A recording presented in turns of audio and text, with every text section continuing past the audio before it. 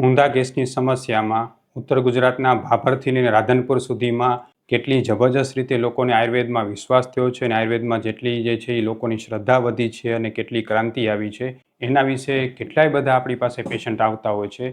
ઉત્તર ગુજરાતમાં ભાભર, રાધનપુર, પાટણ, મહેસાણા બધી જગ્યાએથી દરેક પેશન્ટને ખૂબ જ સારું હોય છે અને એવા જ એક પેશન્ટ સુભાજી ઠાકોર મારી સાથે છે કે જેણે પુષ્કળ રીતે ઊંધા ગેસમાં હેરાન થયા, કેટલી દવાઓ કરાવી અને છતાં પણ ફાયદો ન થયો અને આપણી માત્ર 3 જ મહિનાની દવાથી આજે એમને 100% સારું છે.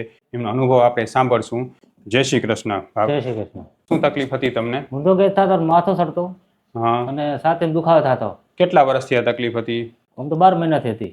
12 મહિનાથી હતી. હોય. અને એના માટે લગભગ કેટલા દવાખાના બદલ્યા હશે? દવાખાના પાટણ, રાધનપુર બધે રિપોર્ટ કરાયા, રિપોર્ટમાં કઈ આવતો નહીં. હા. અને ક્યાંથી આવો છો તમે? હાલ ભાભર તાલુકા બરવાળા ગામ. તો તમે આટલા બધા રિપોર્ટ કરાવ્યા અને તો કેટલા ડોક્ટરને બતાવ્યું હશે આશરે? ડોક્ટર તો બાકી દ્રાસા નથી, કોણ 107 ડોક્ટર બતાવ્યા. 6-7 ડોક્ટરને બતાવ્યું. બધા રિપોર્ટ કરાવ્યા? બધા રિપોર્ટ, એન્ડોસ્કોપી, સીટી સ્કેન બધું કરાવ્યું? બધું કરાયું. કેટલો ખર્ચો કરી નાખ્યો છે એમાં? ખર્ચો 1.5-2 લાખ રૂપિયા. ઓહો, બરાબર. રોજના કેટલી ગોળીઓ ગળવી પડતી? રોજની 107 ગળવી પડતી. કઈ ગોળી ગળવી પડતી? એસિડિટીની હાલતા, પછી ગેસની બધી હાલતા, કોણ બરાબર છે.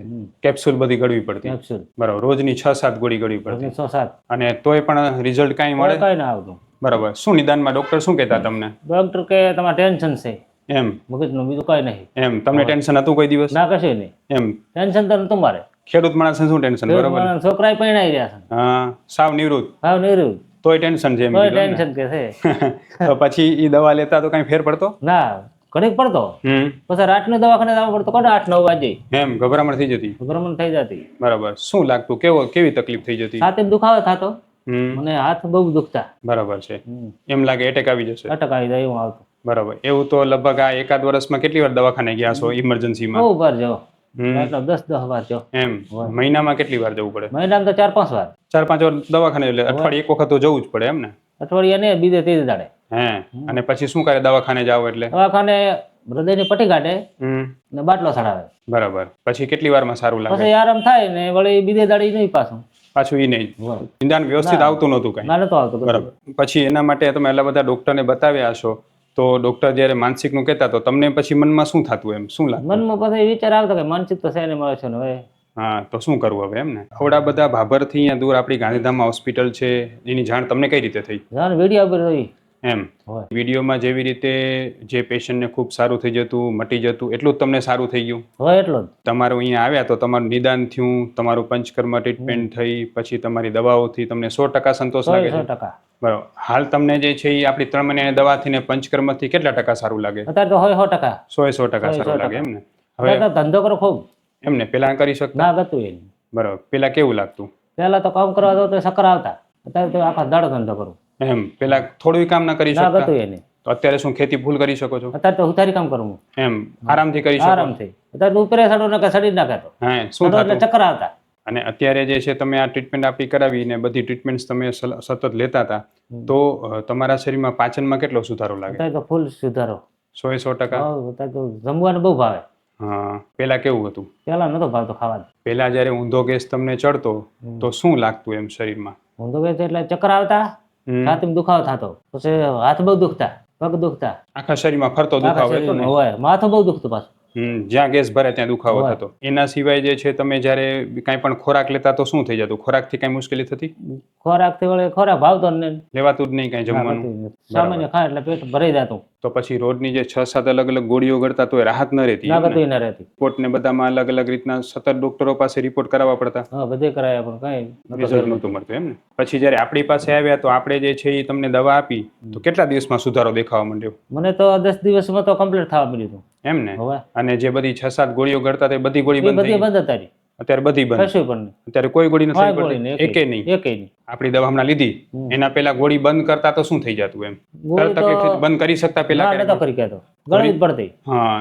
ગોળી ન લ્યો તો શું થઈ જાય? તો એ નહીં થવા મળતું પાછું. બરાબર. ગોળી લેવી જ પડે? લેવી જ પડે ફરજિયાત. બરાબર. રોજના મહિનાની કેટલા હજારની ગોળીઓ ખાઈ જતા? મહિનાને તો કોઈ પાર જ ના રહેતો કોણ. દવાખાના બાટલા ખર્ચો સતત ઉભો જ પડ્યો એમ ને? હા. પછી આપણી પાસે આ 3 મહિના દવા કરી એમાં એક વાર દવાખાને જવું પડ્યું છે? ના, એકે વાર નહીં. નહીં ને? ના, અઠવાડિયે 2 વાર જતા તો હવે એક એકે વાર નહીં. 3 મહિનાથી બિલકુલ નહીં. હવે ખરેખર જે છે એ ધ્યાન રાખવાની જરૂર છે કે જ્યારે આપણે જે છે એ ગામડાના પેશન્ટમાં મોટે ભાગે રોગ થવાના મુખ્ય 3 કારણો હોય છે. હોય. એક તો વ્યસન છે, બીજા નંબરે જે છે એ એમને સાચી માહિતીનો અભાવ છે. લોકો એને એમ કહે છે કે તમને માનસિક રોગ છે, પણ ખરેખર જે છે સુબાજી પોતે જ કહે છે કે મને કોઈ જાતની ટેન્શન જ નથી, તો મને માનસિક રોગ થાય કઈ રીતે? એટલે મનનો રોગ નથી, ખરેખર આ ઊંધો ગેસ છે. અને મેઇન થવાનું કારણ છે પાચન શક્તિની નબળાઈ. પાચન શક્તિ જ્યાં સુધી સુધરે નહીં ત્યાં સુધી ઊંધો ગેસ મળતો હોતો નથી. અને આપણે સુબાજીને એક જ વસ્તુ ઉપર ધ્યાન અપાવ્યું, પાચન શક્તિ સુધારવાનું અને વ્યસન ઓછું કરવાનું, જેના કારણે અત્યારે એટલો બધો સરસ ફાયદો છે.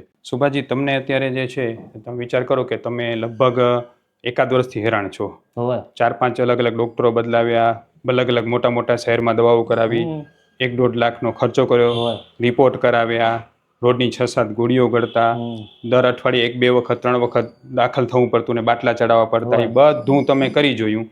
આપણી દવા હાલ 3 મહિનામાં જેટલી રાહત થઈ એવી ક્યાંય રાહત થઈ છે? ના નથી છી બરાબર. આપણી દવા જેટલી જલ્દી લાગુ પડે એવી ક્યાંય દવા લાગુ પડી ના છે? નથી પડી લાગુ કરતી, બરાબર ને? બિલકુલ ના પડી. તમે જે પંચકર્મ સારવાર કરવા માટે આવ્યા એમાં તમને કેટલું સારું લાગ્યું? એમાં બહુ સારું. હું ડૉક્ટર વિશાલ પંડ્યા, એક MD આયુર્વેદ ડૉક્ટર છું. મેં મારો 10 વર્ષ સુધીનો MD આયુર્વેદનો અભ્યાસ જામનગરની વિશ્વ પ્રસિદ્ધ આયુર્વેદ કોલેજમાંથી કરેલો છે. 2011થી એટલે કે છેલ્લા 13 વર્ષથી હું ગાંધીધામ કચ્છ ખાતે NABH માન્યતા પ્રાપ્ત પંચકર્મા આયુર્વેદ હોસ્પિટલ ચલાવું છું. અમે લોકોએ આયુર્વેદ સારવારથી હજારો દર્દીને સાજા કર્યા છે. તેના વિડીયો રિવ્યૂ અમારા આ જ ફેસબુક, ઇન્સ્ટાગ્રામ કે યુટ્યુબ ચેનલ ઉપર છે, જે જરૂર જોવા અને જાણો કે કેવા જૂના રોગો કેટલા ઝડપથી સાજા થયા છે. અમે 2 રીતે સારવાર કરતા હોઈએ છીએ. સૌથી પહેલાં તો કચ્છ કે એની આસપાસના દર્દીઓએ હોસ્પિટલમાં રૂબરૂ બતાવવા માટે આવવું, અને બીજું કચ્છથી દૂર રહેતા દર્દીઓ માટે ઘર બેઠા ઓનલાઈન દવા પણ મંગાવી શકે છે. વધુ માહિતી માટે નીચેના નંબર ઉપર હાય લખીને વોટ્સએપ કરો, એટલે તમને ફીસ કેટલી છે, કોર્સ કેટલો કરવો પડશે વગેરે માહિતી વોટ્સએપમાં મોકલી આપશું. હવે જો ખરેખર એવું હોય કે મારી પાસે ઘણી વખતે જે છે ગામડામાંથી પેશન્ટ આવતા હોય તો એમને પ્રોપર સમજણનો અભાવ હોય છે કે પંચકર્મ સારવાર શું છે કે કેમ હોય છે. અમે બધાને વ્યવસ્થિત સમજાવતા હોય છે. અને તમે પણ એક વસ્તુ ખાસ સમજો કે જ્યાં ત્યાં પંચકર્મ સારવાર ક્યારેય ન કરાવો. તમે કોઈ પણ જગ્યાએ પંચકર્મ સારવાર કરાવો ને તો એ ડૉક્ટરને ખાસ 3 પ્રશ્ન પૂછો. સૌથી પહેલો પ્રશ્ન એ પૂછો કે આ સારવારથી મને ક્યાંય નબળાઈ લાગશે કે નહીં લાગે? તમને ક્યારે નબળાઈ લાગી આપણી પંચકર્મ? ના નથી લાગી. બીજો પ્રશ્ન એ પૂછો કે મને કેટલો ઝડપથી શરીરમાં સુધારો થશે? પંચકર્મ સહિત તમને સુધારો બહુ ઝડપથી દેખાણો એકદમ આવશે ને? થયો. બરાબર. અને ત્રીજો પ્રશ્ન એ પૂછો કે પંચકર્મ કર્યા પછી શરીરમાં સ્ફૂર્તિ કેટલી વધશે? જેમ કે સુબાજીભાઈ છે એ સુથારી કામ કરી જ નહોતા શકતા અને આપણી ટ્રીટમેન્ટ પછી હવે કામ શરૂ કરી શક્યું, પહેલા કામ ન કરી ના શકતા. નતો કરી કહેતો. તો કેટલા આમ આખો દી ઘરે જ બેસી રહેવું પડે? આખો દાડત વળી કામે જાવ પણ બીજા કારીગરને લઈ જતા. હા, તમે પોતે કામ ન નતો કરી કરી શકો. કહેતો. અને હવે હવે તો એકદમ કરું પરફેક્ટ, પરફેક્ટ. પહેલા કરતા આમ એકદમ સ્ફૂર્તિ આવી ગઈ. એકદમ. એટલે એ પણ ધ્યાન રાખો કે પંચકર્મ સારવાર પછી શરીરમાં સ્ફૂર્તિ વધવી જોઈએ, ઘટવી ન જોઈએ. એટલે આ વસ્તુ ખાસ ધ્યાન રાખો. બીજું વસ્તુ એ છે કે દવા તમને ગરમ ન પડી જોઈએ. આપણી દવા ક્યારે ગરમ પડી? ના નથી પડ્યો. બીજી બધી દવા તમને ગરમ પડતી ને? ગરમ પડતી. શું પરસેવો થતું તો એનાથી? ખૂબ. હા, અને ગભરામણ થઈ જતી. ગભરામણ થતી. બરાબર. પેટમાં ગરમ રહેતી. અત્યારે પરસેવો કશું બિલકુલ નહીં. કાંઈ નહીં ને? કાંઈ પણ. બરાબર. એટલે એ પણ ધ્યાન રાખો કે તમે કોઈ પણ જગ્યાએ આયુર્વેદ સારવાર પણ કરાવો છો, પણ જો એ તમને દવા ગરમ પડે છે તો તાત્કાલિક એ દવા બંધ કરો, નહીં તો મોટું નુકસાન થઈ શકે છે. અમે જે આયુર્વેદ સારવાર કરી છીએ અમારી દવા કોઈને ગરમ એટલે નથી પડતી કારણ કે એનું નિદાન એકદમ સાચું હોય છે. જો આયુર્વેદ સારવારમાં નિદાન સાચું ન થાય તો જ દવા ગરમ પડે છે, બાકી આયુર્વેદની દવા જરાય ગરમ નથી. એટલે ગુજરાતમાં કોઈ પણ વ્યક્તિ એવું માનતા હોય કે અમને આયુર્વેદ દવા ગરમ પડે છે, એમને માફક નથી આવતી, એ લોકો અમારો સંપર્ક પણ કરી શકે છે. અમે ઓનલાઈન અને ઓફલાઈન બંને રીતે દવા કરતા હોય છે અને અમારી દવા કોઈને ગરમ પડતી હોતી નથી. સુબાજીભાઈ, તમને જેટલો બધો સારો ફાયદો થયો, તમારી ગામની આસપાસના ઘણા બધા પેશન્ટ, ઠાકોર પેશન્ટ મારી પાસે આવતા હોય છે, તમે એ બધાને તમારી રીતે શું કહેવા માંગશો? કેટલો ફાયદો લાગે, શું લાગે છે? મારે તો ભગવાન ઘોડ છે સાહેબ.